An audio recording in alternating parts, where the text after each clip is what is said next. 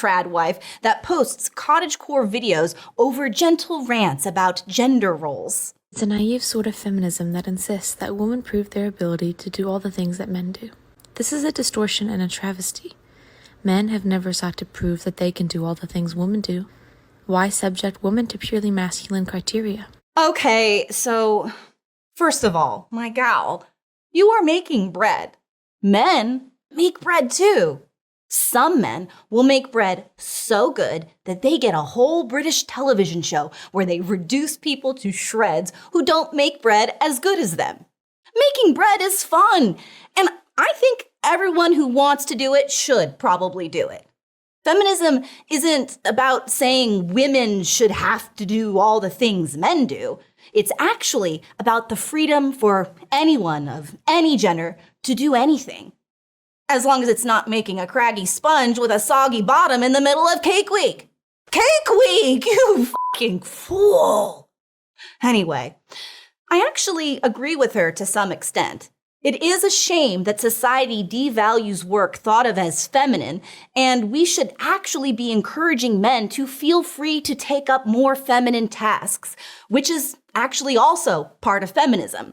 Breaking gender norms, stay-at-home dads, a Hooters for dudes. We could call it duders or owl dicks, huh? Because here's a little secret. There's no intrinsically masculine or feminine duties in modern society because we made everything up. But here's where the slope starts to get slippery.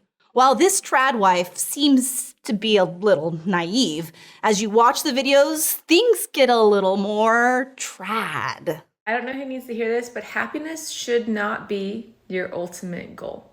Happiness should absolutely be a byproduct of a well-lived life, but it should not be your first and foremost goal in life. Especially not if it's at the expense of your family and loved ones. If happiness is your chief objective, you're probably gonna miss out on a bunch of amazing things along the way because you didn't think they would make you happy or you thought something else would make you happier. God is a lot smarter than we are. He knows a lot more than we do.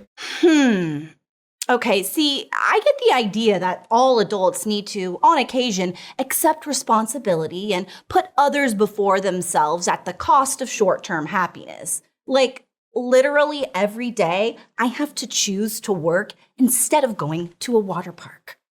But then you went and brought God into this, didn't you? And how he knows best. And it's starting to seem like these videos are trying to gently direct women into a life where they exclusively put aside all their own needs, burn themselves into a husk, and hide their depression from their kids right up until the moment they inevitably drown them in a bathtub. Or, I guess, just pretend to do all those things while trying to go viral on TikTok and make money off your 80,000 plus followers. Because it's pretty ironic that the one thing all these videos have in common is that they are actively encouraging women to stay at home and not have a paying job, while literally being examples of women doing a paying job. Here's another tradwife with over 111,000 followers.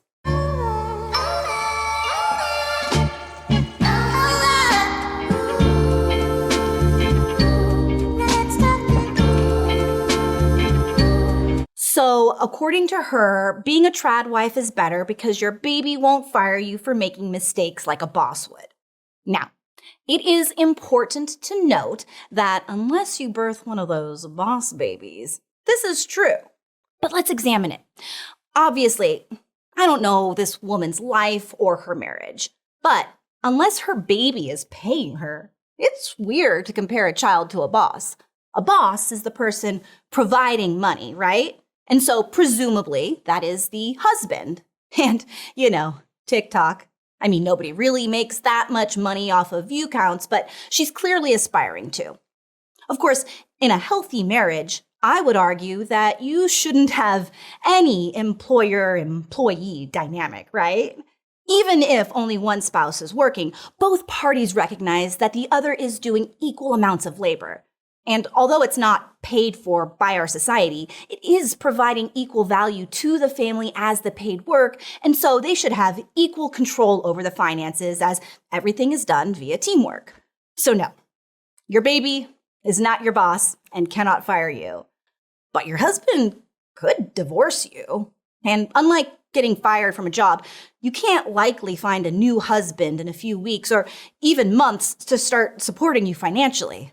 And again, I do not know the dynamic of this individual's household. Maybe she and her husband do understand that finances should be seen as a team effort, so that they should make joint decisions about the money he earns from his job and the money she earns from TikTok and from the Amazon associate links on her blog, which she writes. Which is fine, honestly. Get that bag, girl. But let's be real. It's not exactly being truly only a stay-at-home mom since you're also working.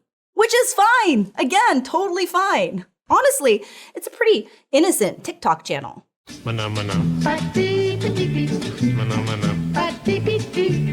Mana mana. Ah, shucks. Raw milk. Well, other than that, the channel mainly seems to be geared towards cooking with a vintage stove and hobby farm antics, which seems more like it has a broader appeal to women because it's not selling a fantasy of subservience, but rather a fantasy of rural farm life. But also one where you have enough money so that you're not forced to do backbreaking farm work and can choose what kind of farm work you'd like to do. Which is fine.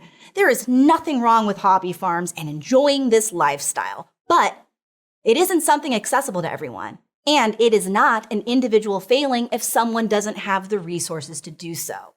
And also, if everyone had a hobby farm, I'm pretty sure we wouldn't be able to have enough food production to actually feed everyone.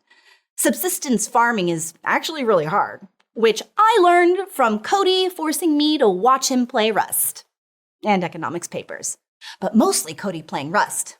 He's still working on the oil rig monument, but I don't know what that means, so we're just gonna move on. My point is that when framed around simplifying your life, it is not at all hard to see why the trad life would be appealing to a lot of people. Heck, as someone who doesn't know anything about farms besides watching the movie Babe and the beginning and end of Babe 2, I would also like to relax on a farm with a talking animal. Hello, Mr. Cody. It's Katie. Wombo was just hearing Mr. Cody talk about how great it is to work on a farm and be a tradwife, and Wombo wants in. It's Katie. Wombo is tired of the rat race, Mr. Cody. It's Katie. Wombo's gonna live on a farm, churn butter, make lots of fresh cream, and be famous on TikTok. Then Wombo is gonna show sleepy Mr. Cody who is the real influencer. It is... Oh, I see. He's talking to his unconscious body. Honestly. God, he was down there. Wow, that is some shallow breathing. You know what? Let's take an ad break while I make a phone call. Oh, hey there. Hi, Cody here. You know, it's Stew Day, the one day every March where I make a hearty stew. But since it takes all day to froth the fabas, I won't be able to keep up with the news as easily as usual. That's why I use Ground News, which you can visit via the QR code on the screen. Ground News is a sponsor we sought out that's a website and an app. It gathers all the news together in a big newsy stew pot so you can compare coverage and get the facts straight. News like how federal agencies are handling that weird Elon Musk email demanding work reports, or else. Ground News lets me see that headlines from the right aren't quite sure how to cover it. The Daily Wire says Trump officials tell employees not to respond to the email, while the Epoch Times says some agencies tell staff to respond. A big ol' stew of right-wing sites not knowing how to report that the Trump cronies are already at each other's throats. It's easy to go through coverage like this at ground.news/SMN. With that link, you can get 40% off unlimited access, a factuality chart, and a blind spot feed that shows you what stories are falling through the cracks in your metaphorical political crockpot. That's ground.news/SMN to get 40% off unlimited access for yourself or someone you know. The link is in the description. Period. Hi everyone, Katie here. And ever since I successfully traversed that black diamond slope, the entire skiing community